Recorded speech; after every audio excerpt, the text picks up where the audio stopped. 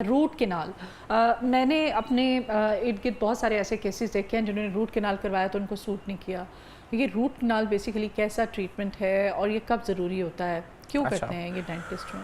Root canal basically कहते हैं root canal treatment होती है हमारे जो दांत के अंदर का चेंबर होता है ना, जिसमें हमारी ब्लड वेजल्स होती हैं और नर्व्स होती हैं, इसको कहते हैं पल्प चैम्बर।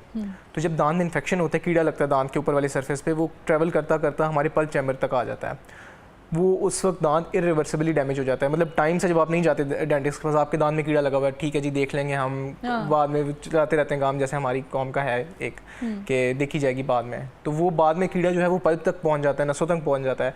फिर जो है हमारे लिए मजबूरन दांत खोल के पल्प चैम्बर तक एक्सेस करते हैं हम उसकी। फिर वो हमारी स्पेशलाइज्ड फाइल्स होती हैं, उनके थ्रू हम इसकी सफाई करते हैं केनाल्स के अंदर।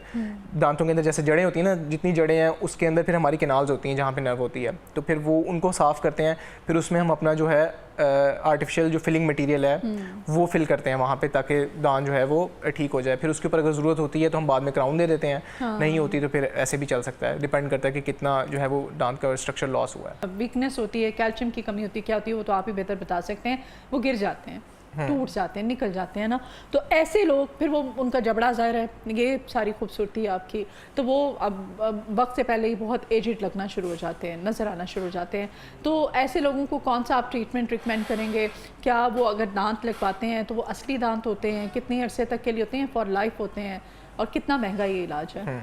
देखिए varies from person to person. मतलब एज सबसे पहले देखेंगे कि एक पर्सन की एज क्या है, किस एज में गिरे हैं। 50 है, 50 ईयर्स है, 50 में भी देखेंगे कोई कोमॉर्बिडिटी तो नहीं है, साथ कोई और बीमारी तो नहीं है, डायबिटीज़ तो नहीं है, ब्लड प्रेशर वगैरह, या कोई और इस तरह की किडनीज़ का मसला तो नहीं है, हार्ट का कोई मसला तो नहीं है। अब इसमें हमारे पास 2-3 ऑप्शंस होते हैं। एक रिमूवेबल होता है जो लगा भी सकते हैं, उतार भी सकते हैं। वो हमारे पास बेसिकली हम तो टेम्परेरी तौर पे उसको यूज़ करते हैं। डेंचर्स पुराने वक्त दौर में तो ज़्यादा बहुत यूज़ होते थे। वो अक्सर आपने वो वीडियोस फनी देखी होंगी, बुजुर्ग होते हैं वो हंसते हैं तो वो उनकी बत्तीसी बाहर आ जाती है पूरी, तो वो रिमूवेबल हमारे पास चीज़। बत्तीसी का क्या फ़ायदा जो हंसते हुए बाहर आ जाए? नहीं, वो असल में ये होता है कि किसी केस में ऐसा होता है कि हड्डी बिल्कुल होती नहीं है, तो वहाँ पे इम्प्लांट्स वगैरह और इवन बोन ग्राफ्टिंग भी बहुत मुश्किल होती है। और उस एज में फिर ना क्वालिटी ऑफ लाइफ ज़्यादा मैटर करती है, बजाय कि कॉस्टली ट्रीटमेंट्स पे जाएं। और वो तो डिपेंड करता है आपकी पेशेंट की पेइंग कैपेसिटी भी होता है कि अगर पेशेंट कम पे कर सकता है तो उसमें फिर हम जो है वो रिमूवल की तरफ जाते हैं, डेंचर्स की तरफ जाते हैं। अगर पेशेंट हाई पेइंग है और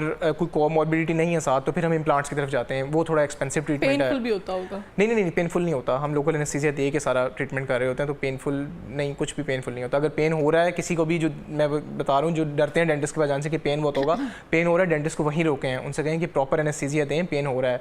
अगर पेन फिर भी परसिस्ट करता है तो आप वहाँ से जा सकते हैं, क्योंकि पेनलेस डेंटिस्ट्री जो है वही आजकल चल रही है।